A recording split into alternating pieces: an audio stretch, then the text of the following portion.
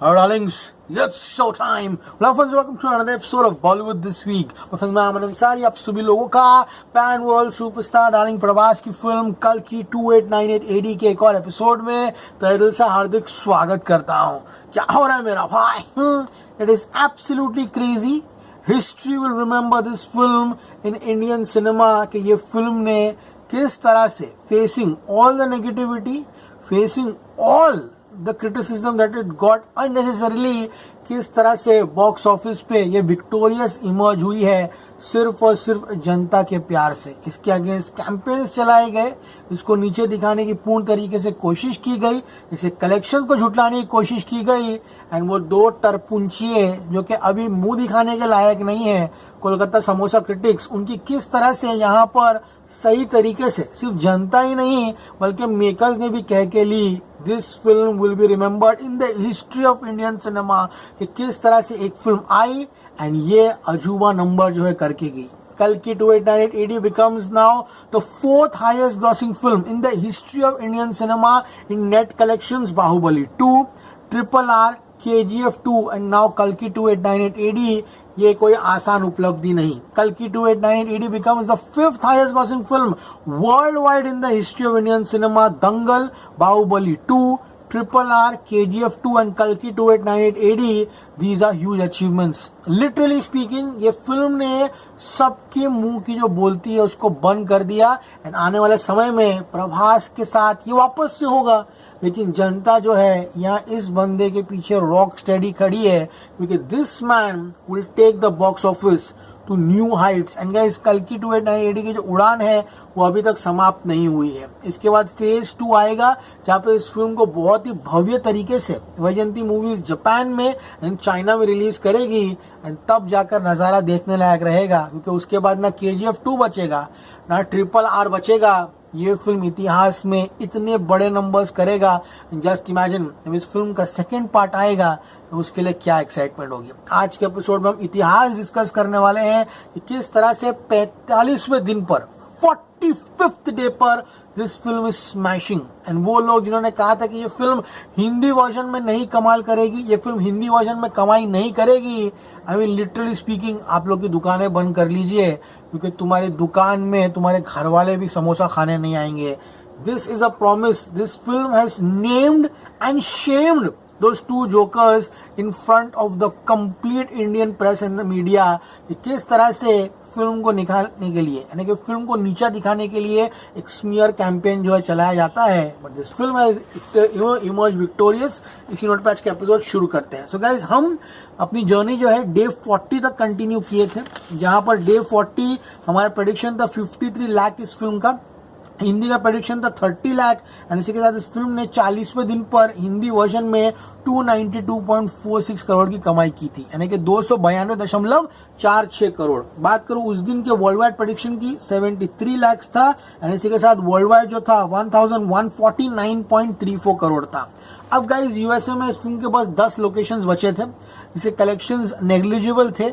ये फ्राइडे को जाकर वापस से एक नई लिस्टिंग आई है जहां पर इस फिल्म के जो कलेक्शंस है उसमें थोड़ी बहुत बढ़ावट जो है देखने को मिलेगी. तो बात करते हैं डे 41 की, यानी कि ट्यूसडे की.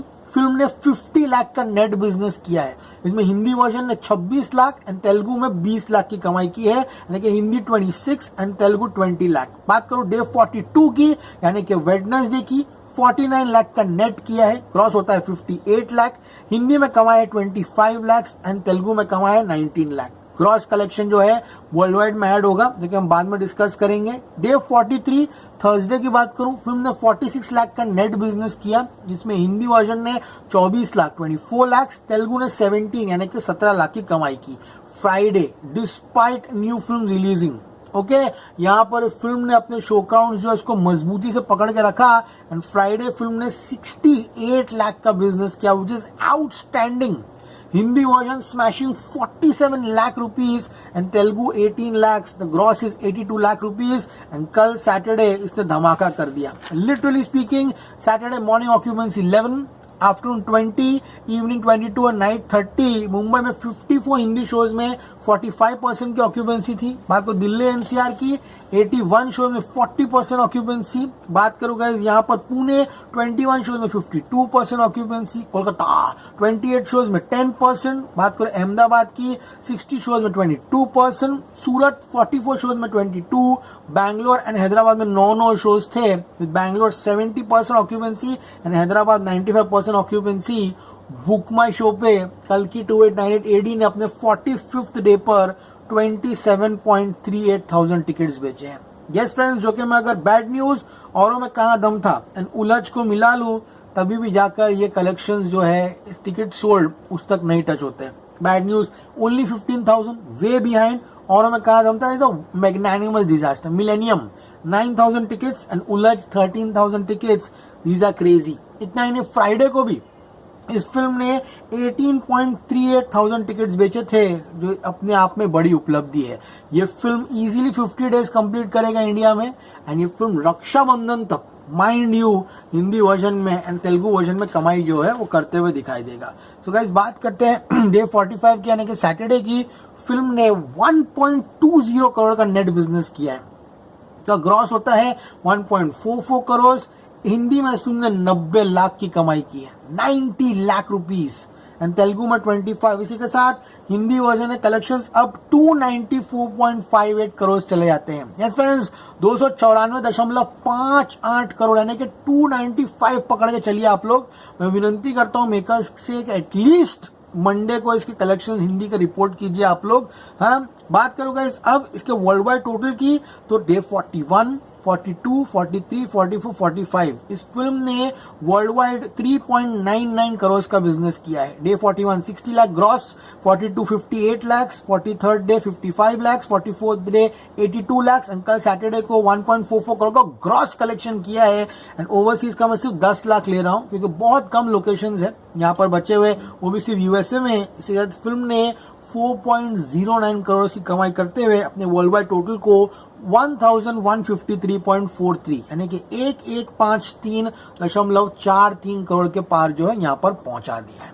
ओके गाइस, सो मच का एपिसोड सभी लोगों को पसंद आया होगा। तो गाइस जितनी भी कलेक्शंस की अपडेट थी मैंने आपको दे दिया हूँ। रात को मिलेंगे, जानने की कोशिश करेंगे कि आज डे 46 पे फिल्म ने कितने पैसे कमाए हैं।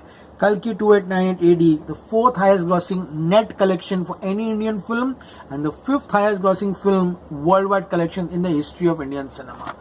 Huge records, and this film has emerged victorious, massive blockbuster at the box office. It's Maman Sai signing off. You're going to see me very soon. Till then, as always, say, stay cool, man.